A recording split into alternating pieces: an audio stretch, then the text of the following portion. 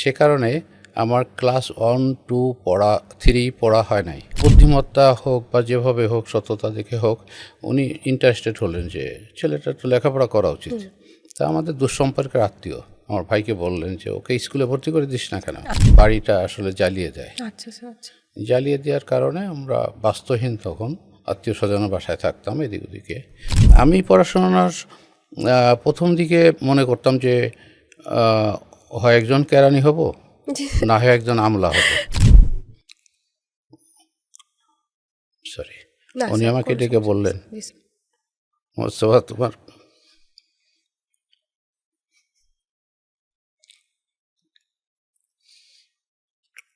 তোমার মায়ের ক্যান্সার হয়েছে।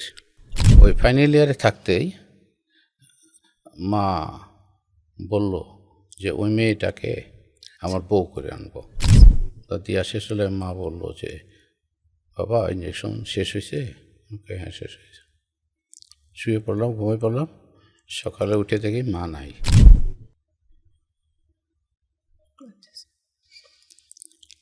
কেমোথেরাপি দিয়েই কমপক্ষে 50% ক্যান্সারে আপনার নিরাময় করা যায়।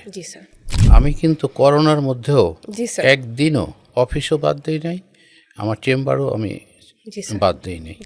অনেক ডাক্তার মানুষকে সময় দেয় না এবং কথা শুনতে চায় না, অনেক সময় ধমক দিয়েও বসে। কেউ কেউ মাথায় হাত দিয়ে আমাকে আশীর্বাদ করে, দোয়া করে। আসসালামু আলাইকুম, আমি ডক্টর সিনথিয়া আফরিন, একজন রেডিয়েশন অনকোলজিস্ট। সকলকে স্বাগতম জানাচ্ছি রেনাটা ক্যান্সার কেয়ার নিবেদিত স্বাস্থ্য বিষয়ক পডকাস্ট দি ডক্টরস ডায়েরির একটি অত্যন্ত স্পেশাল এপিসোডে।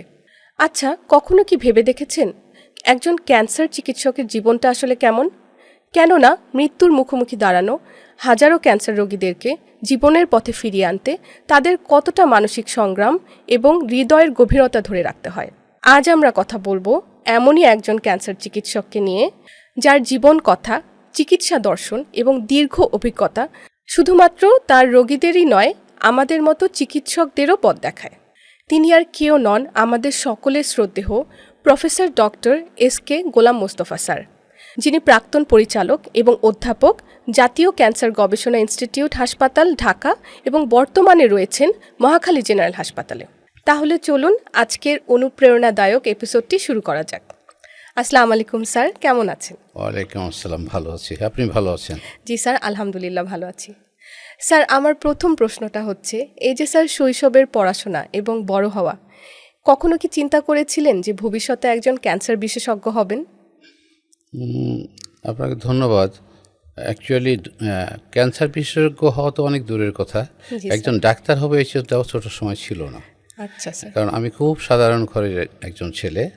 আমার বাবা কৃষক ছিলেন, আমার 5 ভাই 1 বোন। তো বড় 2 ভাই ব্যবসা করতেন, আমাদের স্থানীয় বাজারে দোকান ছিল। আর সেজ ভাইটা উনি ইঞ্জিনিয়ার হয়েছিলেন।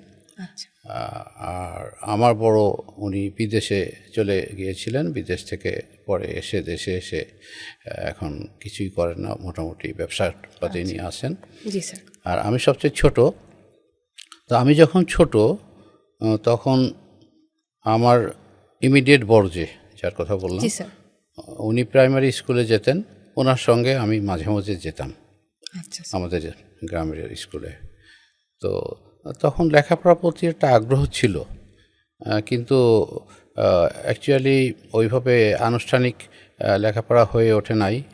কারণ হচ্ছে যে আমার বড় ভাইটা খুব অসুস্থ হয়ে পড়ে এক সময়, ওনার যক্ষা হয়েছিল।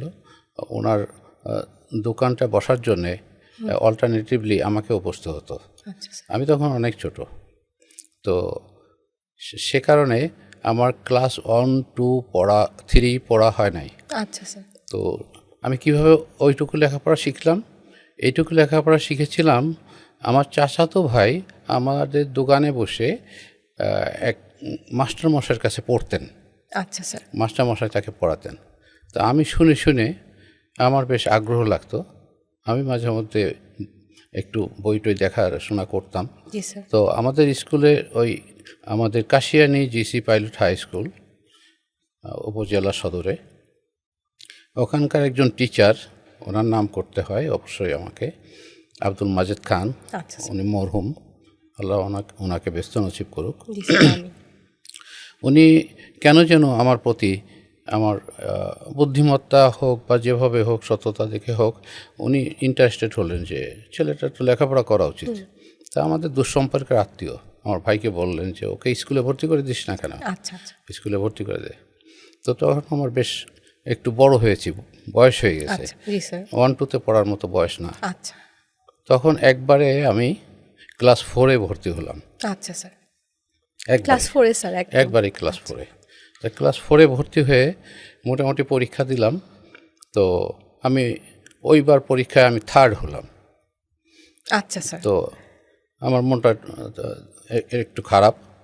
তো ভাইয়েরা বললো যে ঠিক আছে সামনে ভালো করবা।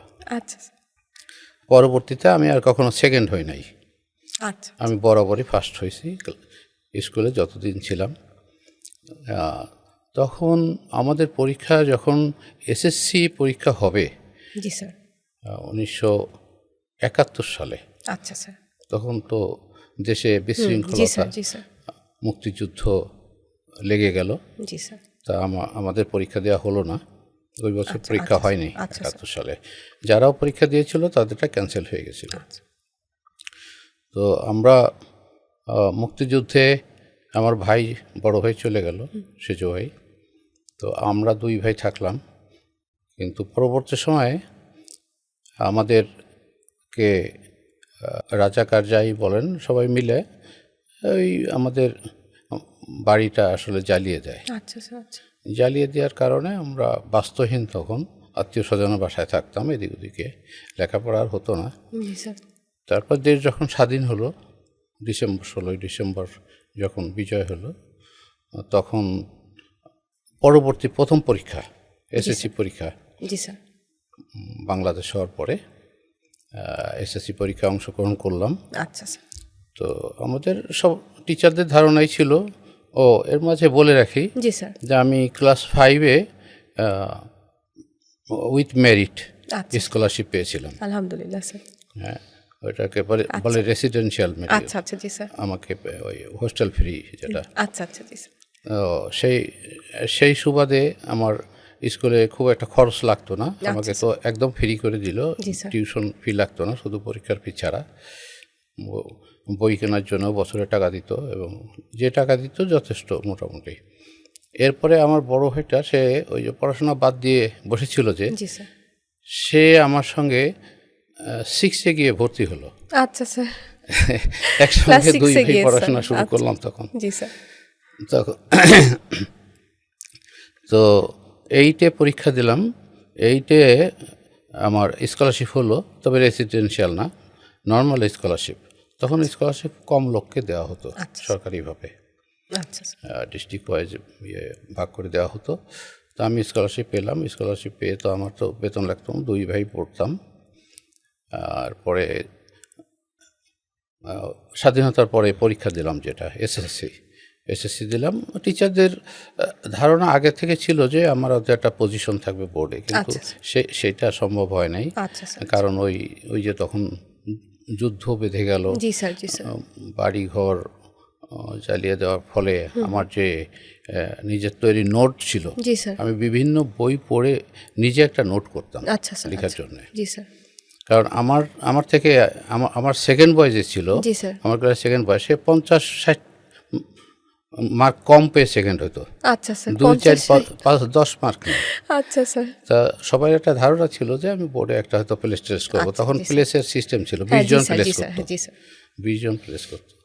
তো আমার বইটই আসলে নোট ছিল না, পরে যা ছিল এর কাছ থেকে ওর কাছ থেকে বন্ধুবান্ধবের কাছ থেকে নিয়ে এসে পড়ে কোনো রকম পরীক্ষা দিলাম। তো আমাদের স্কুল থেকে 5 জন ফার্স্ট ডিভিশন পেল, 5 জন। এরপরে তো কলেজের পর্যায়ে তো আমাদের এলাকাতেই একটা কলেজ প্রতিষ্ঠিত হয়েছিল, এক ধনাঢ্য ব্যক্তি, ওনার নাম আব্দুল খালেক সাহেব। এই কাকরাইল মোড়ে ওনার বিল্ডিং ছিল, ফরিদপুর ম্যানশন। উনি কলেজ দিলেন, কলেজ স্কুল দিলেন। তো ওখানে ভর্তি হতে বললো সবাই। তো আমার ভাইয়েরা রাজি হলো না, আর আমারও ইচ্ছা ছিল না। বললো যে নতুন কলেজ কি হবে না হবে। তা আমি খুলনা চলে গেলাম। খুলনা গিয়ে বিএল কলেজে ভর্তি হলাম। বিএল কলেজে ভর্তি হয়ে ওখানে ইন্টারমিডিয়েট হোস্টেলে ঠিকমতো এখন বাড়ির থেকে ঠিকমতো টাকা পাঠাতে পারতো না, আচ্ছা স্যার, আচ্ছা। যার ফলে কিছুদিন থাকতাম, কিছুদিন আবার বাড়িতে এসে থাকতাম। জি স্যার। এইভাবে থাকার ফলে হলো কি আমি আমার ফোর্থ সাবজেক্টটা ছেড়ে দিতে হলো। আচ্ছা স্যার। ফোর্থ সাবজেক্ট ছিল ম্যাথমেটিক্স।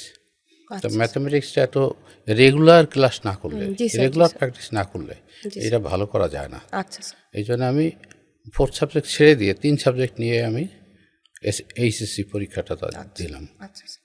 দেওয়ার ফলে দেখা গেল যে ফার্স্ট ডিভিশনই হলো না, সেকেন্ড ডিভিশন হয়ে গেল। আচ্ছা স্যার।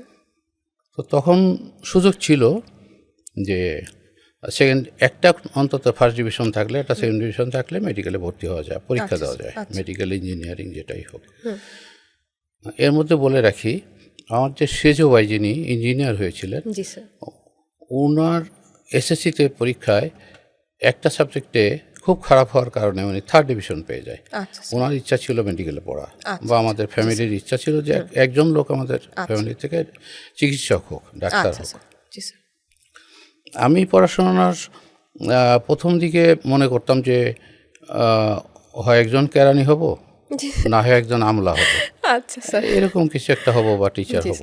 আচ্ছা স্যার। তো কিন্তু ফ্যামিলির ইচ্ছা ছিল যে একজন চিকিৎসক আমাদের ফ্যামিলি থেকে হলে ভালো হয়।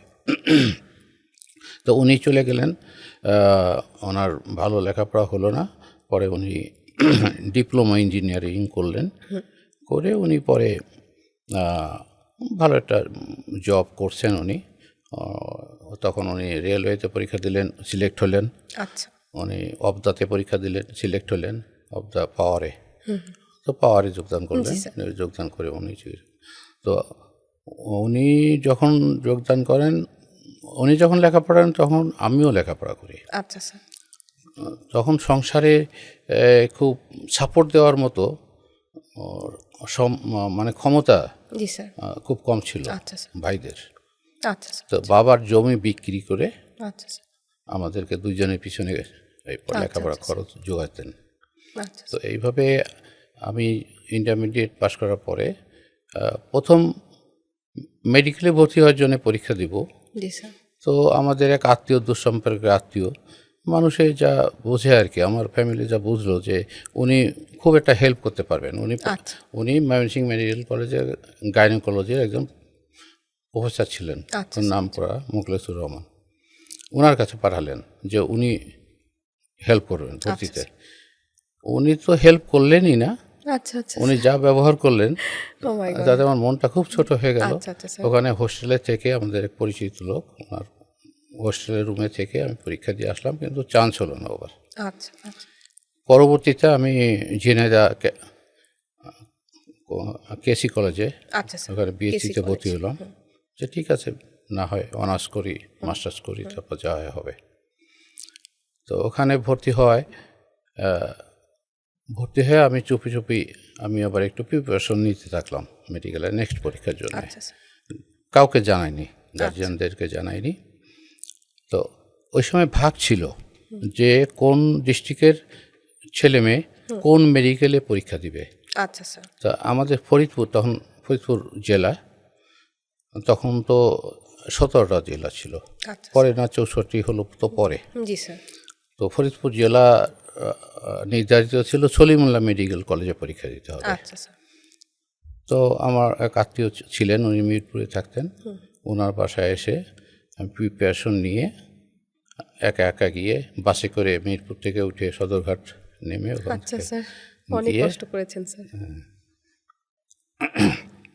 গিয়ে তা পরীক্ষা দিলাম। জি স্যার। পরীক্ষা দিয়ে কেউ জানে না, চলে গেছে আমি আবার জায়গার মতো। পরে যখন রেজাল্ট বেরোলো তখন তো 8টা মেডিকেল কলেজ ছিল, আপনি জানেন, সরকারি আর বেসরকারি কোনো মেডিকেল কলেজ তখন হয়নি। আচ্ছা স্যার। তখন 8টা মাত্র সরকারি মেডিকেল কলেজ ছিল। তার মধ্যে পরে যদি রেজাল্ট বেরোলো যখন পেপারে, দেখা গেল আমার রেজাল্টটা আছে পেপারে। আচ্ছা স্যার, আলহামদুলিল্লাহ, ইনশাআল্লাহ। সেটা বরিশাল মেডিকেল কলেজে। আচ্ছা স্যার।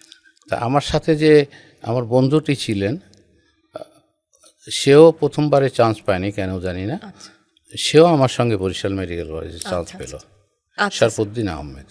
আপনারা চিনবেন, চক্ষু জি স্যার, বিশেষজ্ঞ, অবশ্যই। হ্যাঁ, জি স্যার, অবশ্যই চক্ষু বিশেষজ্ঞ, স্যারকে অবশ্যই চিনি sir. G sir. E is very non person. আচ্ছা আমরা এক স্কুলে পড়তাম, আচ্ছা স্যার। আমার সেকেন্ড বয় ছিল। তো পরবর্তী সময়ে আমরা চলে গেলাম মেডিকেল কলেজে। গিয়ে সিট তো কোথাও পাই না, জি স্যার। আত্মীয় স্বজন তো নেই হ্যাঁ স্যার। একদমই। কোথায় আমরা ফরিদপুর হলো, কোথায় বরিশাল, জি স্যার। সে সমুদ্রের পাড়ে। তো আমাদের একজন পরিচিত এলাকার এক ভাই পড়তেন ওখানে, ওনাকে বলে কেউ কোনো রকমে অ্যানাটমি হলের উপরে জি স্যার। একটা বাথরুম ছিল ওদিকে, জি আর স্যার। পাশে একটা রুম বোধহয় স্টোর রুমের মতো খালি ছিল। আচ্ছা স্যার।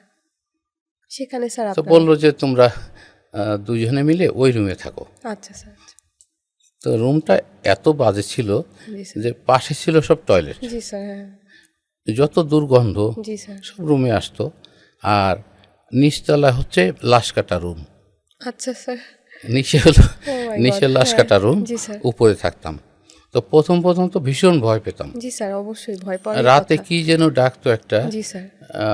ওই খেকশিয়াল জাতীয় জিনিস বা কোনো কিছু, আচ্ছা আচ্ছা। এই প্রাণী। তো ঘুম ভয়ে আসতো না। আচ্ছা স্যার। আর যদি একজনের বাথরুম লাগতো, প্রয়োজন হতো টয়লেটে যাওয়ার, জি স্যার। তা আর একজনকে তুলে আরেকজন। নিতাম। আচ্ছা আচ্ছা স্যার। সর্বদিন তুই একটু আয়, আমি একটু আচ্ছা, আচ্ছা, টয়লেটে যাব। আর নয় ও ডাক্তার মোস্তফা তুমি একটু বসো, আমি একটু টয়লেটে যাব। জি স্যার। এই করে প্রায় 1-2 বছর চললো। জি স্যার। তারপরে গিয়ে একটা হোস্টেল তৈরি হলো, 3 নম্বর হোস্টেল। জি স্যার। ওই হোস্টেলে আমরা সিট পেলাম পরে। আচ্ছা স্যার। সিট পাওয়ার পরে ওখানে চলে গেলাম। কিন্তু ওখানেও খুব ভালো ইয়ে ছিল না, থাকার অ্যারেঞ্জমেন্ট, খাওয়া টাওয়া বেশ একটু কষ্ট প্রথম দিকে ছিল। থার্ড ইয়ারে উঠে পরে একটু ভালো সিট পেলাম 1 নম্বর হোস্টেলে। তখন পড়াশোনা মোটামুটি ভালোভাবে চললো। তো এটা হলো মেডিকেল পর্যন্ত আচ্ছা স্যার। আমার প্রথম পর্যায়ের কথাবার্তা। আচ্ছা স্যার। স্যার, আপনার এই জীবন যুদ্ধের যে গল্পটা আমরা শুনলাম স্যার, এটা আসলে স্যার গল্পের মতো শোনাচ্ছে, কিন্তু এটা যে একটা বাস্তব একটা জীবনের গল্প, এটা আসলে স্যার কত যে আমাদের চিকিৎসককে অনুপ্রেরণা দিবে স্যার, মানে এটা আসলে চিন্তার বাহিরে স্যার। আপনি অনেক কষ্ট করেছেন স্যার। স্যার, আমার পরবর্তী যেটা জানতে চাই স্যার, যে পরিবার আমাদের সকলের জীবনে একটা অবিচ্ছেদ্য অংশ। তো পরিবারে স্যার আমাদের পিতামাতা, তাদের আসলে একটা অনুপ্রেরণা সবসময়ই থাকে, দোয়া থাকে। তো আপনার স্যার এই যে এখন মেডিকেলে স্যার ভর্তি হলেন, এরপরে যে স্যার ক্যান্সারের চিকিৎসক হিসেবে যে আপনি উন্নীত হয়েছেন, এর ব্যাপারে স্যার আপনার পিতামাতার কি ভূমিকাটা ছিল স্যার?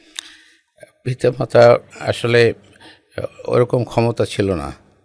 আমি তো ছোট সময় যখন ওই যে লেখাপড়া করতাম না, তখন তো আমি মাঠে গরু নিয়ে যেতাম আচ্ছা স্যার। আচ্ছা বাবার সাথে। বাবা চাষ করতেন, আমি অন্য গরুগুলোকে ঘাস খাওয়াতাম, ঘাস খাওয়ায় বাড়িতে নিয়ে যেতাম।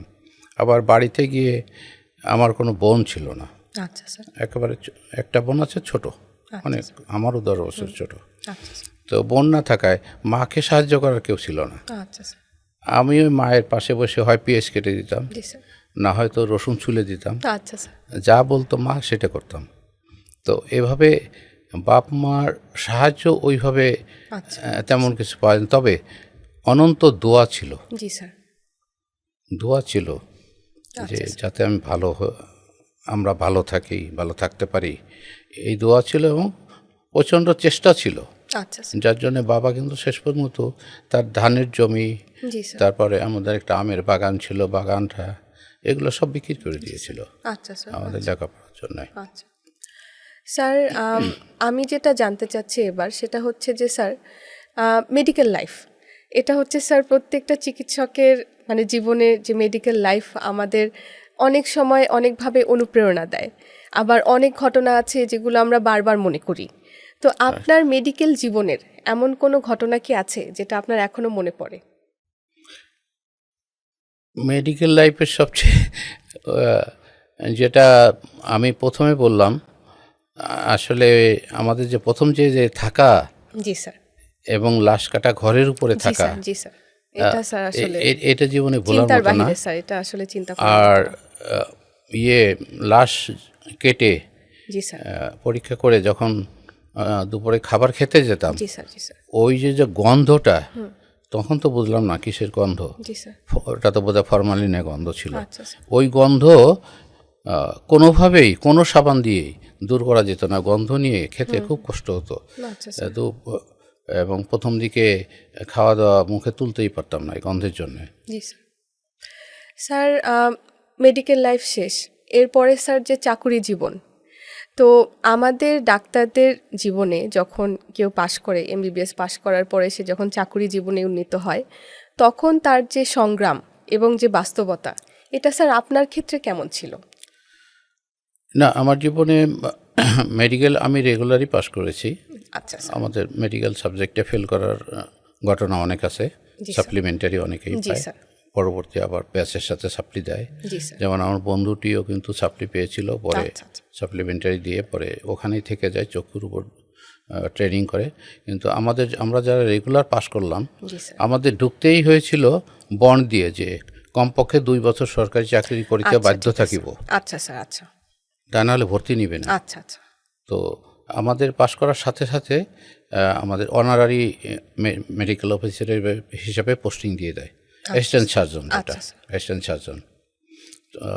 আমাদের ছিল তো আপনি জানেন যে বিসিএস ক্যাডারের যে জি, স্যার। প্রাথমিক স্টেপটা, জি, তার স্যার। থেকে 2টা ইনক্রিমেন্ট সহ আমাদের ফার্স্ট পেমেন্টটা হয়। আচ্ছা আচ্ছা, জি স্যার। কারণ তখন 750 টাকা ছিল হলো বিসিএস করে প্রথম ঢুকলে, আচ্ছা স্যার, 750 টাকা। 750 টাকা। আচ্ছা স্যার, সে ম্যাজিস্ট্রেটই হোক আচ্ছা বা স্যার, অ্যাসিস্ট্যান্ট সেক্রেটারি হোক বা মেডিকেল ডাক্তারি হোক স্যার।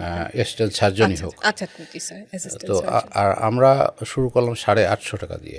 আচ্ছা স্যার, 850 টাকা তখন বেতন পেতাম, তার সাথে হাউস অ্যালাউন্স ধরেন 40% বা 50%, আগে 40%ই ছিল। আচ্ছা, আমাদের 3 মাস অনারারি করার পরেই, অনারারি সার্ভিস করার পরে আমাদের পোস্টিং দিয়ে দেয় উপজেলা। আচ্ছা স্যার, তা আমার প্রথম পোস্টিং হয়, প্রথম এবং শেষ আমি একটা উপজেলায় চাকরি করছি। আচ্ছা স্যার, এটা হচ্ছে ফরিদপুর জেলারই ভাঙ্গা উপজেলা।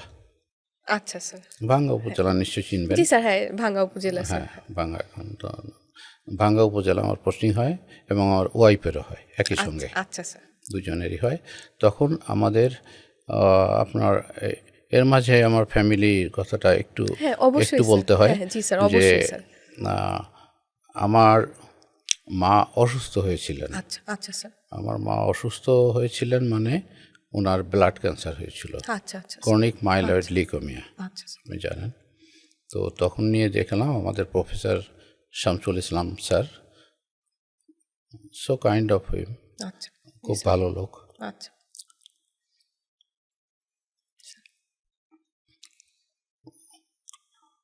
সরি, না উনি স্যার, আমাকে কোনো ডেকে সমস্যা নেই বললেন, স্যার। জি স্যার, মোস্তফা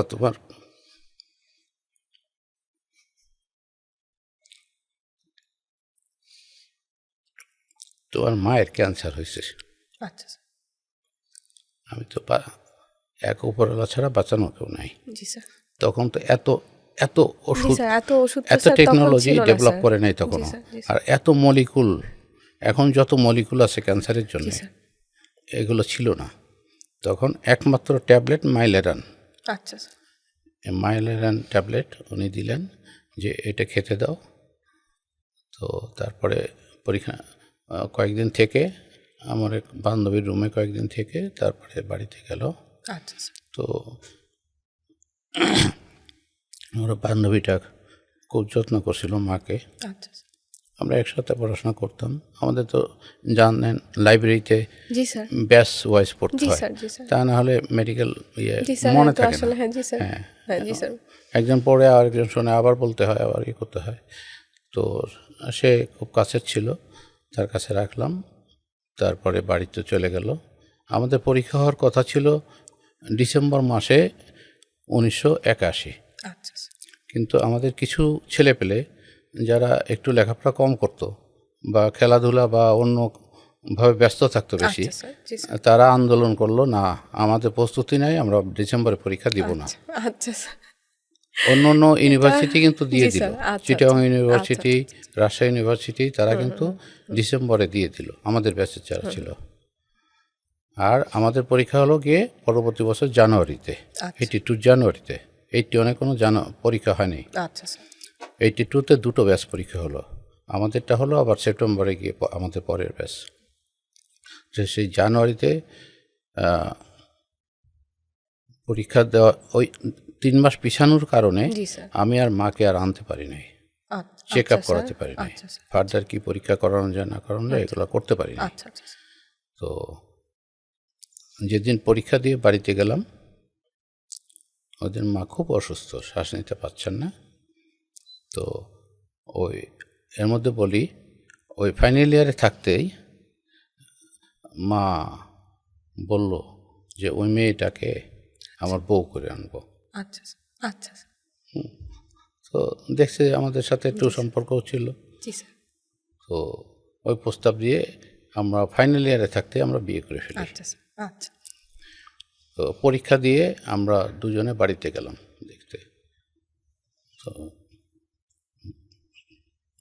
মায়ের দুই পাশে দুইজন শুয়ে আছি, মায়ের শ্বাসকষ্ট এত বেশি হচ্ছে যে কি করব, তখন অনেক রাত, ডাক্তার ডাকবো, ডাক্তার এত রাতে আসবে কি না। আমি একটা ইঞ্জেকশন বাজার থেকে এনে দোকানদারকে তুলে দিয়ে দিলাম। তো দেওয়া শেষ হলে মা বললো যে বাবা ইঞ্জেকশন শেষ হয়েছে? হ্যাঁ শেষ হয়েছে। শুয়ে পড়লাম, ঘুমিয়ে পড়লাম। সকালে উঠে দেখি মা নাই।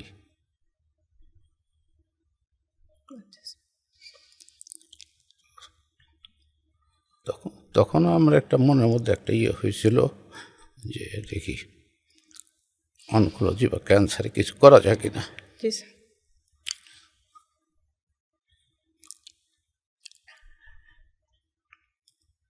এর আগে আমাদের যখন ফাইনাল পরীক্ষা হওয়ার কথা ছিল অক্টোবর মাসে, অক্টোবর নভেম্বরে, ওই সময় তার আগে আমার বাবা আসছিল। বাবা স্ট্রোক করছিলেন, উনি ভর্তি ছিলেন হাসপাতালে অনেক দিন, ওনাকেও দেখাশোনা করছিলেন। আমার এক ভাতিজিও ছিল, ও এসে দেখাশোনা করছিল।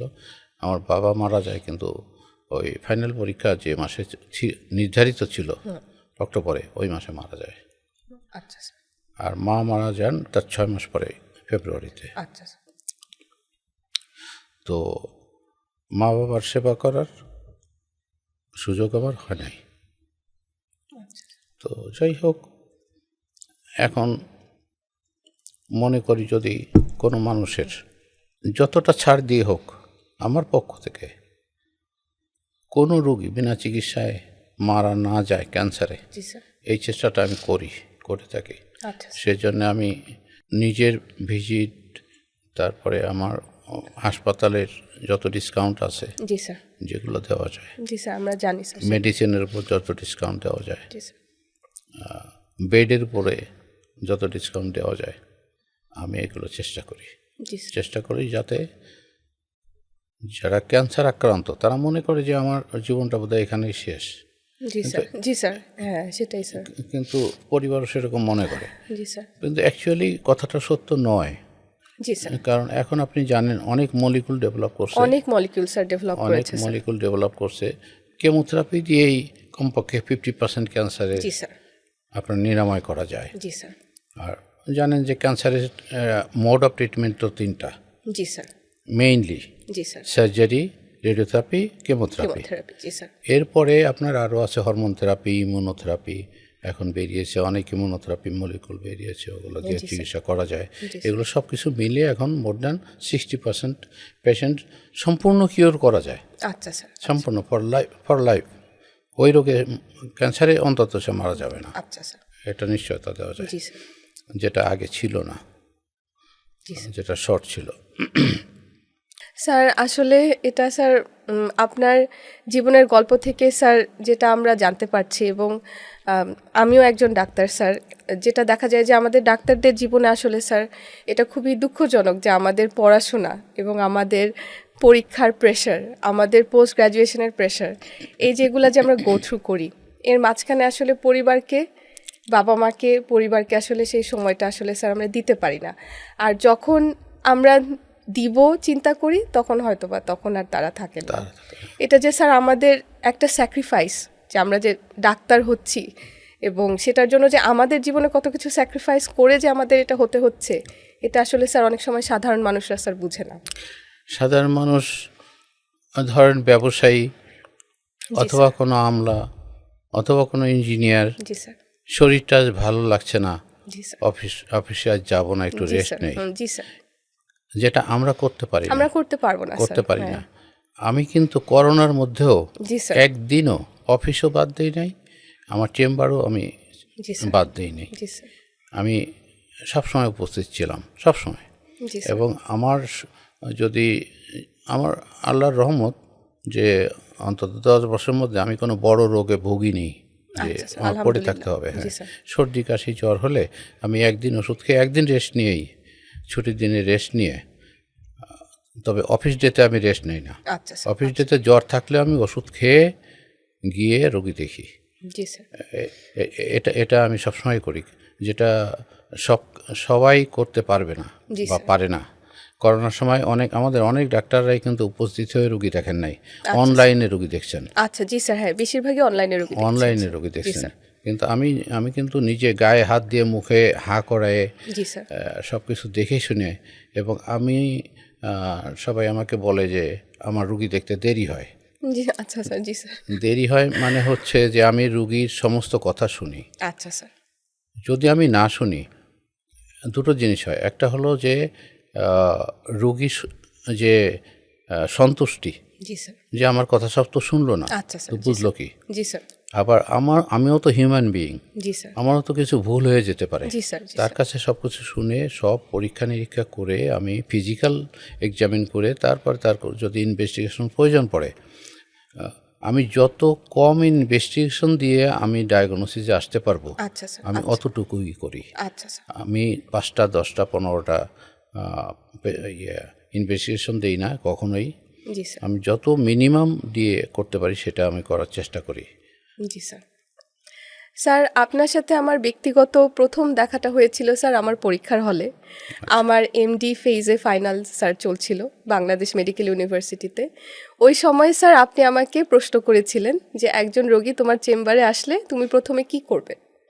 তো আমি উত্তর দিয়েছিলাম স্যার যে আমি সালাম দিব, তার সাথে কথা বলবো, তার সাথে একটা র্যাপো তৈরি করব, then I will go into the clinical history, physical examination, investigation. তো স্যার ওই সময়টা মানে পরীক্ষার হলে আপনি একজন শিক্ষক হিসেবে মানে একজন শিক্ষার্থীকে দাঁড় করিয়ে মানে গভীরভাবে একটা চিন্তা করার মানে মতো অবস্থাতে কিন্তু স্যার তাকে ফেলেছিলেন। আমি তখন স্যার যেভাবে চিন্তা করেছিলাম যে একটা রোগী আসলে কি করব, এখনও স্যার সেটাই কিন্তু করে যাচ্ছি স্যার। তো এই যে স্যার শিক্ষক হিসেবে এতগুলো চিকিৎসক স্যার আপনি তৈরি করেছেন, তো পরবর্তী প্রজন্মের যারা ক্যান্সার বিশেষজ্ঞ হবেন তাদের জন্য স্যার আপনি কি বার্তা রেখে যেতে চান?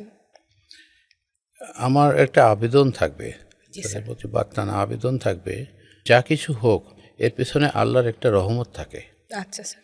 আল্লাহর একটা রহমত থাকে, না হলে আমি ওই ফ্যামিলির থেকে উঠে আজকে এখানে FCPS করে জি স্যার, আলহামদুলিল্লাহ। এই ক্যান্সার ইনস্টিটিউটের প্রফেসর ডাইরেক্টর এই পর্যায়ে জি আসতে স্যার। পারতাম জি না। স্যার। জি স্যার।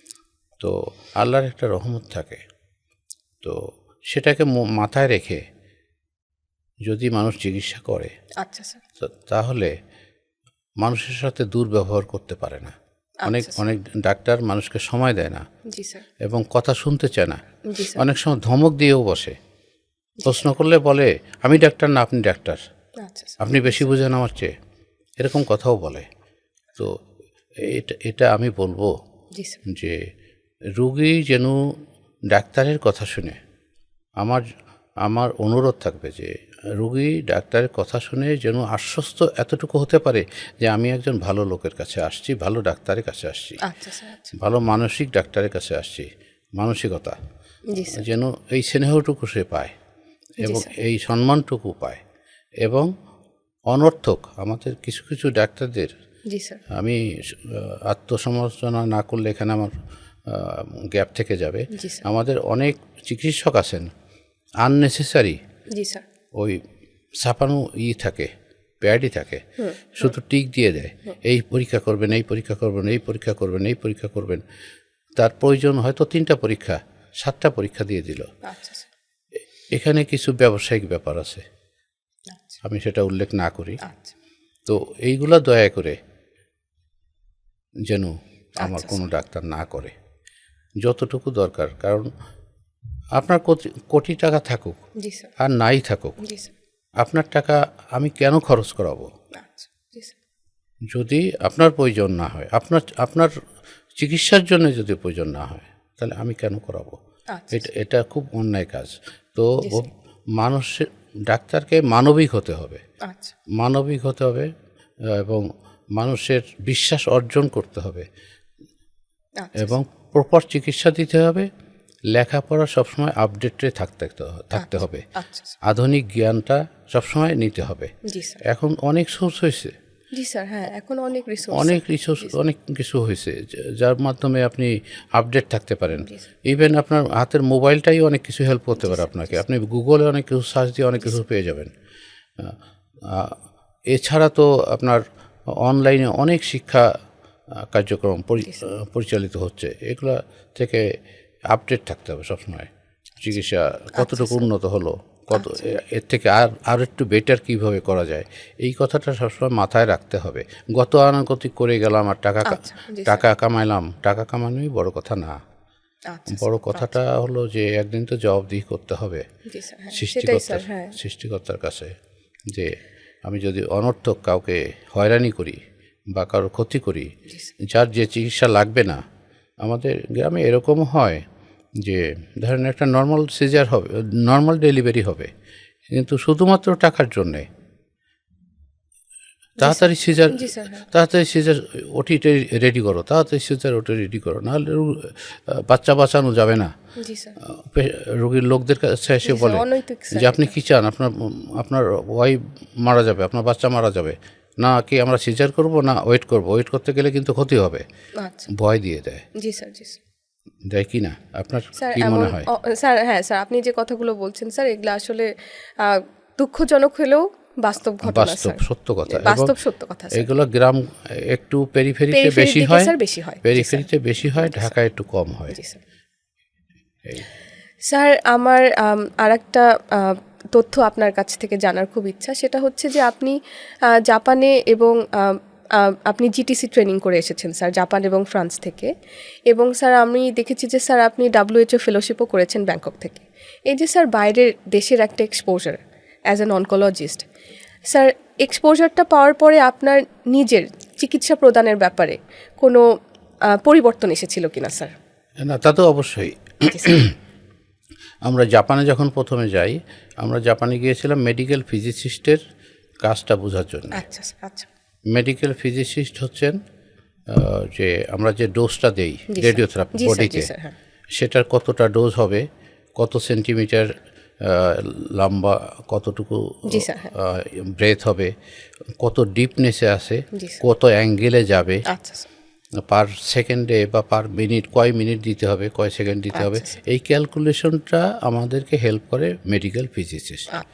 তো মেডিকেল ফিজিসিস্টকে যদি আমার গাইড করতে হয়, আমি যদি মেডিকেল ফিজিসিস্টে ভুল না বুঝতে পারি, তাহলে তো আমি ডিপার্টমেন্টাল হেড হয়ে আমার লাভ। তো সেই মেডিকেল ফিজিসিস্টের যে ট্রেনিংটা, এটা জাপানে আমাদেরকে দিয়েছিল। এবং আপনি আইসোটোপ নিয়ে আমরা যে কাজ করি, বিশেষ করে আগে সিজিএম 137 ছিল, এখন কোবাল্ট 60 কোথাও কোথাও আছে, ব্র্যাকিথেরাপিও আছে, বা আপনার রেডিওথেরাপি হিসেবেও আছে। তো এর সাইড ইফেক্টগুলো, এইগুলো বোঝা এবং মেডিকেল ফিজিসিস্টের কাজ কি এবং কিভাবে তারা কাজ করে, কিভাবে উৎপন্ন হয়, কিভাবে মানুষের দেহে কোন অর্গানে কতটুকু টলারেবিলিটি আছে রেডিয়েশনের, এগুলা একটা মডেল ওরা তৈরি করে রাখছে। এটা হচ্ছে ওদের জায়গাটার নাম আমি ভুলে গেলাম, মিতো জাতীয় টোকাই ওয়ার্কস, জায়গাটার নাম টোকাই ওয়ার্কস। ওইখানে ওদের সায়েন্টিফিক এই ল্যাবরেটরিটা আছে। এখানে আমাদের 28 দিন 29 দিনের মতো ট্রেনিং হয়। আর এমনি আমরা হিরোশিমাতে আমাদের নিয়ে গিয়েছিল, যেখানে ওই যে অ্যাটম বোম পড়ছে, হ্যাঁ জি স্যার, হ্যাঁ হিরোশিমা নাগাসাকি, সেকেন্ড ওয়ার্ল্ড ওয়ারে। জি স্যার, সেখানকার ডিজাস্টার দেখার জন্য নিয়ে গেছিল, মানুষের কি ধরনের আচ্ছা ঝুলে আছে, মাংস ছুটে আছে, এগুলা ওরা করে রাখছে, স্যার ওনারা প্রিজার্ভ মডেল করে রেখেছে রাখছে, না, মডেল করে রাখছে। আচ্ছা বাড়ি ঘরগুলার ছিদ্র হয়ে চলে গেছে, দাঁড়িয়ে আছে কিন্তু ভিতরে কিচ্ছু নাই, পিস পার্ক। আচ্ছা স্যার, এগুলো দেখলাম।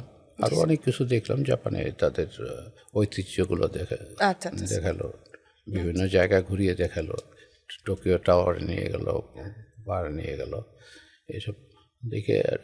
আর আপনার ফ্রান্সে যেটা গিয়েছিলাম, এটা ছিল হলো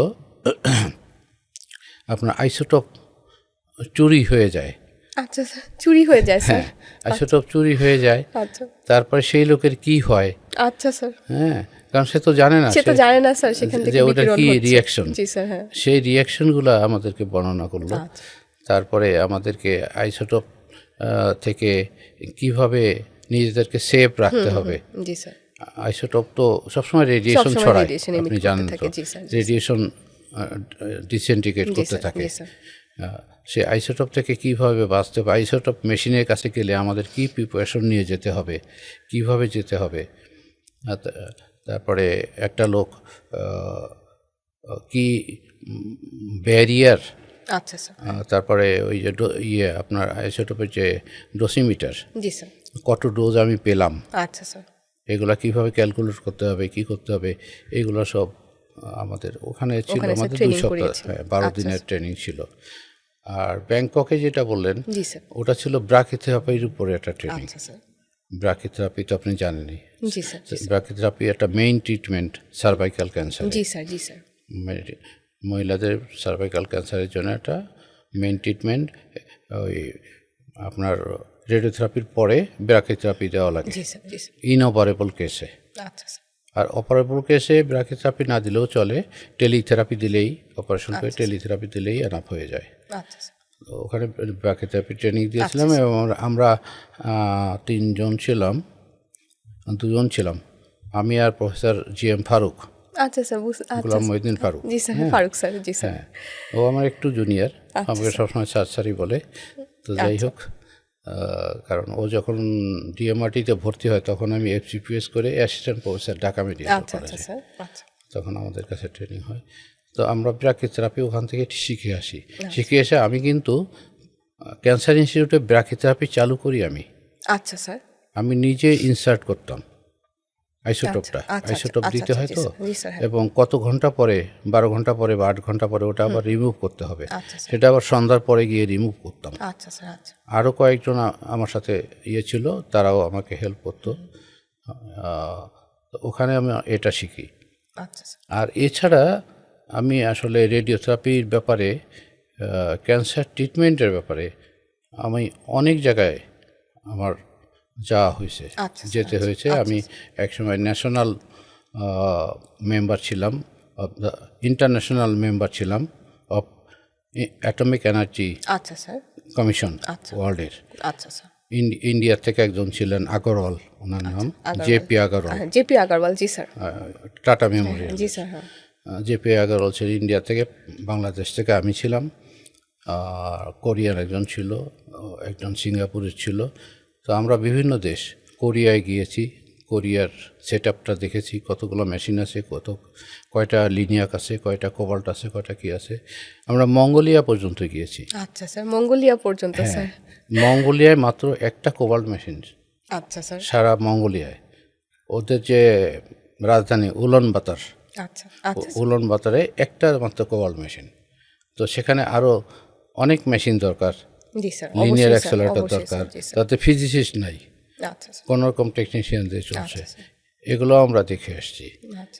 তো এছাড়া আমি তো সেমিনার, সিম্পোজিয়াম অনেক অ্যাটেন্ড করেছি, অনেক দেশে। আমি জার্মানিতে 2 বার গিয়েছি, 2টা সেমিনার অ্যাটেন্ড করতে।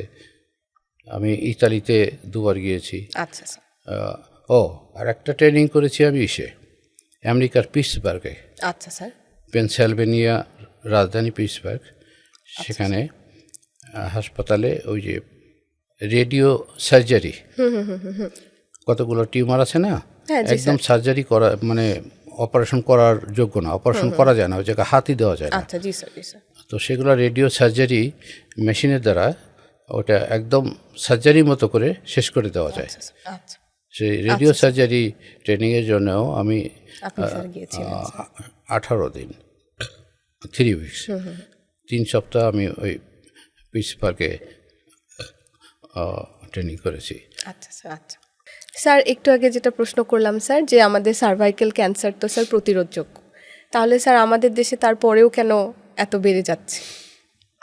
আপনার এই কথাটার সাথে আমি একটু দ্বিমত পোষণ করব। আচ্ছা স্যার।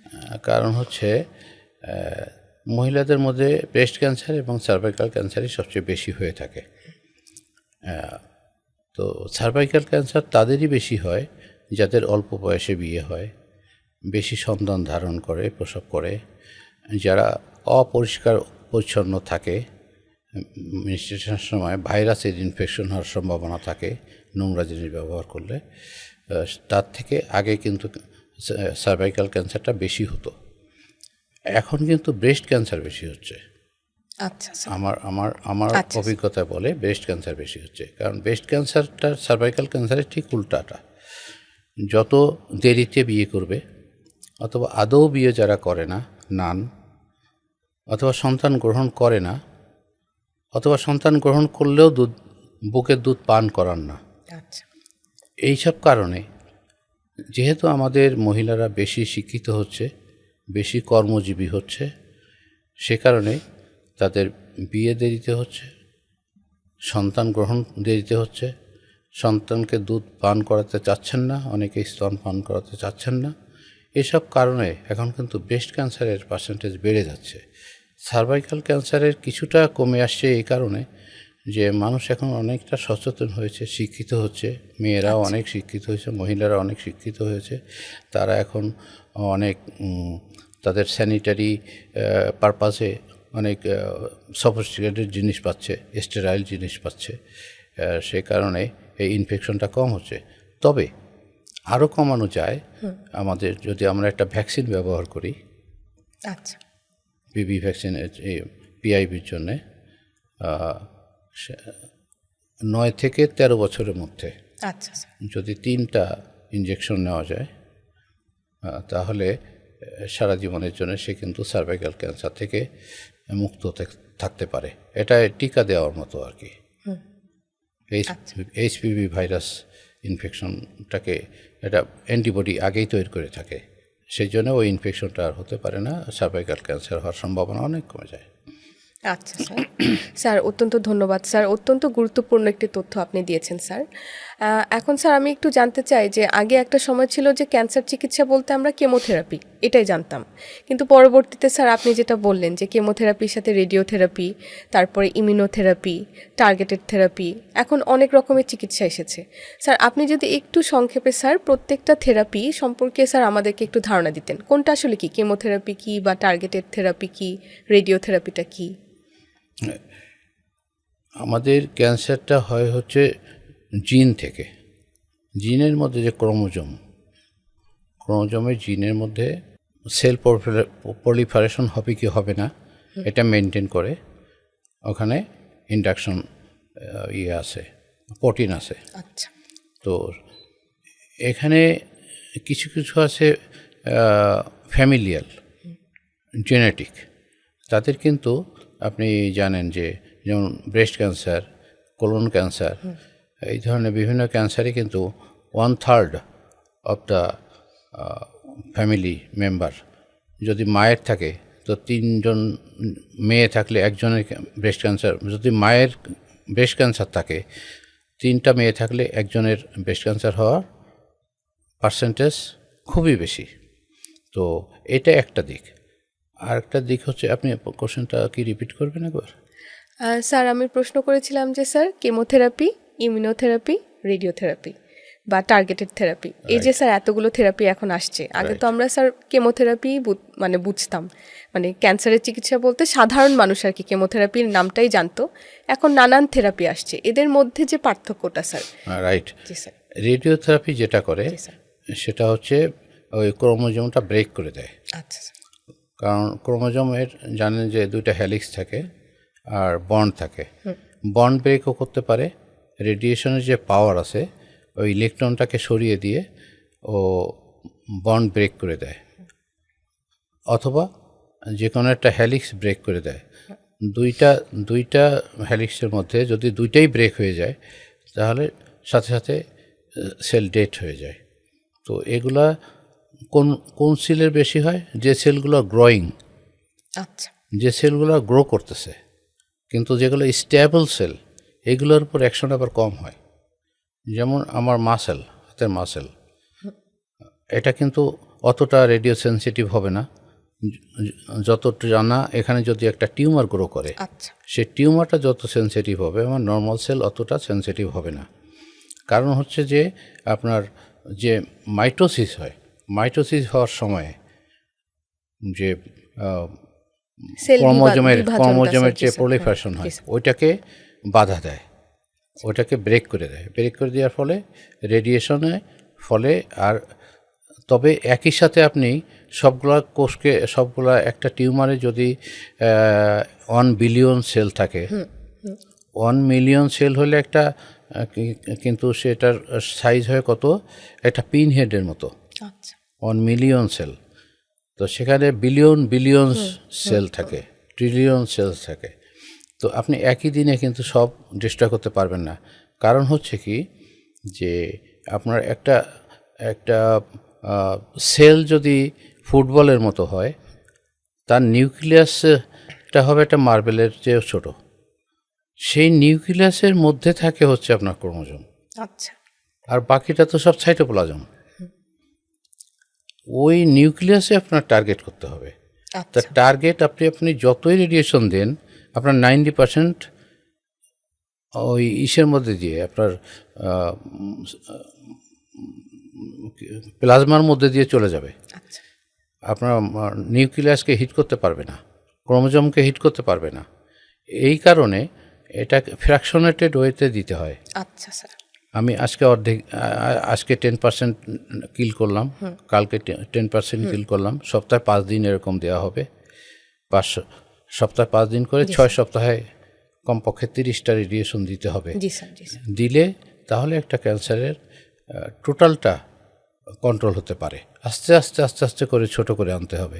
কিন্তু এটা যদি আপনি মাঝখানে আবার যদি ব্রেক দেন তাহলে সেলগুলা ওগুলো আবার ভিগোরাস হয়ে যাবে, ওগুলো আবার পারতে শুরু করবে, তখন আপনার আবার ডাবল ডোজ দিতে হবে। তো কেমোথেরাপিতেও প্রায় মেকানিজম সেমই, ওই কেমিক্যালি এটা ক্রোমোজোমকে ব্রেক করে দেয় এবং একবারে পারে না, এই জন্য যে 6 বার 7 বার 8 বার দিতে হয়, আস্তে আস্তে করে ছোট হয়। এবং এটা মানুষের যে বডি, এই সেলগুলো যে ডেড হয় এ থেকে কিছু টক্সিক সাবস্টেন্স লিবারেট হয়, আপনি জানেন। সেই টক্সিক সাবস্টেন্স লিবারেট হওয়ার ফলে মানুষ কিন্তু খেতে পারে না। তখন আপনি যখন রেডিওথেরাপি দেন, কেমোথেরাপি দেন, তখন মানুষের খাবার অরুচি হয়ে যায়, রুচিটা ওরকম থাকে না। এছাড়াও তার নশিয়া, ভমিটিং, বিভিন্ন রকম উপসর্গ দেখা দেয়। এগুলোকে আস্তে আস্তে করে অল্প অল্প করে দিয়ে সেই কারণেই যাতে আমার তো মানুষটাকে ভালো করতে হবে, আবার ক্যান্সারটাকেও শেষ করতে হবে। তো এই জন্যেই এটা ফ্র্যাকশনারি ওয়েতে আস্তে আস্তে করে দিতে হয়। আর যেটা হচ্ছে আপনার হরমোন থেরাপি হচ্ছে হরমোনটা স্টিমুলেট করে আপনার কতগুলো সেল গ্রোথে। যেমন ব্রেস্টে যদি breast cancer is a best example, যে এখানে আপনার সার্জারি করতে হয়, রেডিওথেরাপি দেওয়ার প্রয়োজন পড়তে পারে, কেমোথেরাপি দিতে হয়, হরমোন থেরাপি, ইস্ট্রোজেন প্রোজেস্টেরন যদি পজিটিভ থাকে তাহলে আমি সেখানে আপনার ট্যামোক্সিফেন দেই অথবা লেকজেল দেই, যে কোনো একটা দিতে হবে। আর একটা হচ্ছে ওখানে ইমিউনোথেরাপিও লাগতে পারে। ইমিউনোথেরাপি লাগে কোথায়? যদি HER2 পজিটিভ হয়। আচ্ছা, HER2 নিউ পজিটিভ মানে হলো এমন একটা ক্রোমোজোম, এমন একটা স্টিমুলেটরি সেল, এমন একটা মলিকুল যেটা আপনার কেমোথেরাপি বা হরমোন থেরাপি কোনো কিছুতে আচ্ছা, এটা রেসপন্স তখন করে স্যার না, আমরা ইমিউনোথেরাপি তখন ইমিউনোথেরাপি দিতে হয়। আচ্ছা, ঠিক আছে স্যার, অত্যন্ত ধন্যবাদ স্যার। যেটা জানতে চাই সেটা হচ্ছে যে আমাদের ক্যান্সার বিশেষজ্ঞদের কাছে রোগী বা রোগীর লোকরা একটা খুবই কমন প্রশ্ন করে, সেটা ক্যান্সার হলে, এবং যে তারা খাবে কি, মানে তাদের কোন খাবারটা খেলে সেটা বেনিফিশিয়াল হবে বা কোন খাবারগুলো তারা অ্যাভয়েড করবে। এই যে স্যার একটা ডায়েট ক্যান্সার রোগীদের, তো এই প্রশ্নটা স্যার সচরাচর আমাদেরকে মানে শুনতে হয়। তো এই ব্যাপারে যদি স্যার আপনি একটু কিছু বলতেন। আমি বলবো যে সব খাবে, আচ্ছা, তবে কারোর যদি ডায়াবেটিস থাকে আমরা চাবো যে ডায়াবেটিকটা নিয়ন্ত্রণে রেখে কেমোথেরাপি দিতে। ডায়াবেটিক তখন তাকে কি করব, তাকে মিষ্টি জাতীয় জিনিস, ফল ফ্রুটস বা সুগার এইসব নিষেধ করতে হবে। কারোর যদি কোলন ক্যান্সার হয়, কোলন ক্যান্সারের কাদের বেশি হয়, যারা বেশি ফিনিশড ফুড খায়, বাল্কি ফুড কম খায়, তাদের কিন্তু কোলন ক্যান্সার বেশি হয়। তাদেরকে বলতে হবে আপনার বাউলটা যাতে ক্লিয়ার থাকে, আপনি সেই ধরনের খাবার খাবেন, এমন খাবার খাবেন যেন সবজি বেশি থাকে তার মধ্যে, যেন আপনি একেবারে ভাজা পোড়া বা ওই ড্রাই ফুড রেস্টুরেন্ট থেকে এনে ওই যে কি বলে গ্রিল, এই ধরনের খাবার যদি কোলন ক্যান্সার রোগী খায় তাহলে তাদের ওই ক্যান্সার হওয়ার সম্ভাবনাও বেশি থাকে এবং নিরাময় হওয়ার সম্ভাবনাও কমে যায় অনেকটা।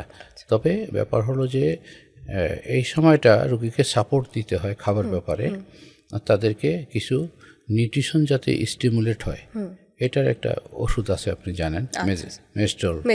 জি স্যার, এখন স্যার আর এমনিতে হচ্ছে যে তার যাতে নসিয়া ভমিটিং না হয় সেই জন্য আমাদের ওষুধ আছে। জি স্যার, হ্যাঁ, অ্যান্টিএমেটিক অনেক ওষুধ আছে বর্তমানে, প্যালোক্সিরন পর্যন্ত অনেক কিছু বেরিয়েছে। এগুলা দিয়ে তাদের জন্য ওই বমিটা না হয়, খাবার রুচিটা ঠিক থাকে, এদিকে একটু খেয়াল রাখতে হবে। এবং অন্য খাবারের মধ্যে সবচেয়ে ফ্যাট জাতীয় খাবার একটু বেশি অ্যাভয়েড করা, ফ্যাটি খাবার এবং ফাস্ট ফুড খাবার, যে ড্রাই ফুড, বিশেষ করে আপনার যখন হয় প্রোটিন যখন পোড়ানো হয় তখন ওটা টক্সিক একটা সাবস্টেন্স হয়ে যায়। এইগুলো যতটা অ্যাভয়েড করতে হবে। স্যার, আপনার এই দীর্ঘ অভিজ্ঞতা স্যার চিকিৎসা জীবনে, চিকিৎসা দেওয়ার যে অভিজ্ঞতা, স্যার 3টা ক্যান্সারের নাম বলবেন স্যার, যে এই রোগীগুলো আপনি সব থেকে বেশি পান। 3টা ক্যান্সারের আমি বেশি বলতে পারবো না স্যার, তার মানে কি অনেক ক্যান্সারই স্যার অনেক বেশি আসতেছে? না, পুরুষের মধ্যে সবচেয়ে বেশি ক্যান্সার হয় ফুসফুসে, আচ্ছা, লাং ক্যান্সার 1 নম্বর। জি স্যার, 2 নম্বর মহিলাদের মধ্যে সবচেয়ে বেশি হয় ব্রেস্ট ক্যান্সার। আচ্ছা, সেকেন্ড হচ্ছে সার্ভাইকাল ক্যান্সার মহিলাদের মধ্যে, আর পুরুষের মধ্যে নেক্সট হচ্ছে কোলন ক্যান্সার। আচ্ছা, বিশেষ করে খাদ্যনালীর ক্যান্সার, ইসোফেগাস থেকে শুরু করে অ্যানাস পর্যন্ত যত আছে এটা সেকেন্ড লাইনে আছে। এরপরেও আরও অনেক ক্যান্সার আছে আপনার, ওই ডাইজেস্টিভ সিস্টেমের মধ্যেই অনেক কিছু আছে, প্যানক্রিয়াস আছে, লিভার আছে, এইসব জায়গায়ও ক্যান্সার হয়, যেগুলো খুব মারাত্মক। ওগুলো ভালো করা, চিকিৎসা করে ভালো করা খুব কঠিন হয়ে যায়। এছাড়া লিম্ফোমা, তারপরে আপনার ওরাল ক্যান্সার, আমাদের প্রায় দেখি মুখে ক্যান্সার, জিহ্বায় ক্যান্সার নিয়ে আসে, এগুলো কম না। গলা ক্যান্সার। স্যার, এটা হচ্ছে আমার শেষ প্রশ্ন, এবং সেটা হচ্ছে যে স্যার আপনার এই যে স্যার এত দীর্ঘ একটা অভিজ্ঞতা স্যার চিকিৎসা অঙ্গনে স্যার, তো এখন স্যার আপনি কি উপলব্ধি করেছেন স্যার যখন আপনি পিছনে ফিরে তাকান? যখন আমি এখন ফিরে তাকাই পেছনের দিকে, আমার তৃপ্তি, আমার অনেক রোগী আমার চিকিৎসা ভালো আছে আলহামদুলিল্লাহ। তারা এসে আমার পাশ হয়ে আশীর্বাদ চায়, কিন্তু আমি লজ্জিত বোধ করি। আমি বলি পায়ে হাত দিবে না, তাদের গায়ে হাত দিয়ে আমি তাদেরকে, কেউ কেউ মাথায় হাত দিয়ে আমাকে আশীর্বাদ করে, দোয়া করে। এইটা যখন করে তখন আমার খুবই প্রশান্তি লাগে, খুবই ভালো লাগে। এবং আমার সেই প্রথম যখন অনকোলজি আমি চয়েস করি যে অনকোলজি পড়ব, FCPS অবশ্য আমি একবারে চান্স পাইনি, ফার্স্ট পার্ট আমাকে 3 বার দিতে হয়েছে। আচ্ছা, কারণ তখন FCPS খুব কঠিন ছিল, পার্ট 1 খুব কঠিন ছিল। অ্যানাটমি, ফিজিওলজি, ফার্মাকোলজি, এই ডিসেকশন পর্যন্ত করতে হতো, প্যাথোলজি পর্যন্ত স্লাইড দেখতে হতো, স্লাইড দেখে রিপোর্ট দিতে হতো। এই কারণে 2 বার দিয়ে থার্ড টাইমে আমি ফার্স্ট পার্ট পাস করি। কিন্তু সেকেন্ড পার্টে আমার ক্লিনিক্যাল নলেজ আল্লাহর রহমতে ভালো ছিল, এবং আমার প্রফেসর, আমি ওনাকে শ্রদ্ধা করি, উনি আল্লাহ ওনাকে বেহেশত নসিব করুক, প্রফেসর এম.এন. হুদা স্যার। হুদা স্যার অনেক গাইড করছেন আমাকে, অনেক গাইড করছেন, এবং FCPS আমি সেকেন্ড পার্টে একবারে পাস করি। আর এখন যেটা আমার প্রশান্তি সেটা হচ্ছে যে আমি খুব ধনী হই নাই, তবে আমার অভাবও নাই। আল্লাহর রহমতে আমি কখনো ওরকম অভাবে পড়ি নাই যা আমার শোধ করার সম্ভব না। তবে আমার ছেলে মেয়েগুলা, মেয়েটা বড়, ও আর্কিটেক্ট ইঞ্জিনিয়ার। আচ্ছা, আলহামদুলিল্লাহ। আর মেজর ছেলেটা ও ফার্মেসিতে জাহাঙ্গীরনগর ভার্সিটিতে অনার্স মাস্টার্স করে আমেরিকায় একটা ইউনিভার্সিটিতে PhD চান্স পেল, ওখানে PhD করেছে, PhD কমপ্লিট করে এখন FDA, food and administration of America, এই সংস্থায় চাকরি পেয়েছে। আমি একবারে বিয়ে দিয়ে বৌমা সহ পাঠিয়ে দিয়েছিলাম, ওদের বাচ্চা ভালো আছে। আর ছোট দুটো বাচ্চা, ওরা রেসিডেন্সিয়াল মডেল স্কুল কলেজে পড়ছে, একজন ইন্টারমিডিয়েটে আর একজন 9-এ পড়ছে।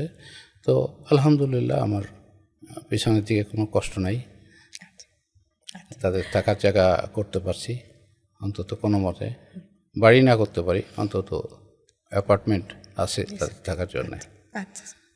আমার বড় দুটো ছেলে মেয়েকে আমি চেয়েছিলাম একজন ডাক্তার হোক, কিন্তু তারা রাজি হয়নি।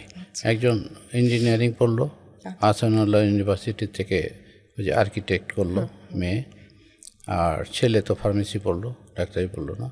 আমার থার্ড ছেলেটা মাশাআল্লাহ গোল্ডেন এপে পাস করেছে DMRC থেকে, ওই যে residential model school and college. ওকে একটু ইয়ে করতে পারছি, আমি চাচ্ছি যে সে মেডিকেলে আমার লাইনটা ধরে রাখবে ভবিষ্যতে। দেখা যাক, আল্লাহ ভরসা। আমি সবার কাছে তো আল্লাহ ভরসা স্যার, আপনার লিগ্যাসিটা কাউকে তো ধরে রাখতে হবে স্যার, পরিবারে। আমি দোয়া সবার কাছে তাদের জন্য দোয়া কামনা করি যে তারাও ভালো থাকে। স্যার, আজকে আমাদের এই এপিসোডটা আসলে খুবই মনকে স্পর্শ করার মতো একটা এপিসোড ছিল, এবং স্যারের যে জীবনের কথা এবং চিকিৎসা দর্শন এবং স্যারের যে দীর্ঘ অভিজ্ঞতা, এগুলো আসলে আমাদের অনেক শিক্ষার্থীকে এবং মেডিকেল স্টুডেন্টদেরকে এবং নন মেডিকেল যারা আছেন তাদের সবাইকে কিন্তু একটা অনুপ্রেরণা দিবে যে কিভাবে সকল প্রতিবন্ধকতাকে আমরা পার করে এগিয়ে যেতে পারবো। দর্শক, আমার স্যারের জন্য এবং আমার জন্য এবং সকলের জন্য আপনারা দোয়া করবেন। এবং আজকে এই পর্যন্তই, সকলকে অত্যন্ত ধন্যবাদ, এবং স্যার আপনাকে অসংখ্য ধন্যবাদ। স্যার, অসংখ্য ধন্যবাদ সিনথিয়া আপনাকে। Thank you sir.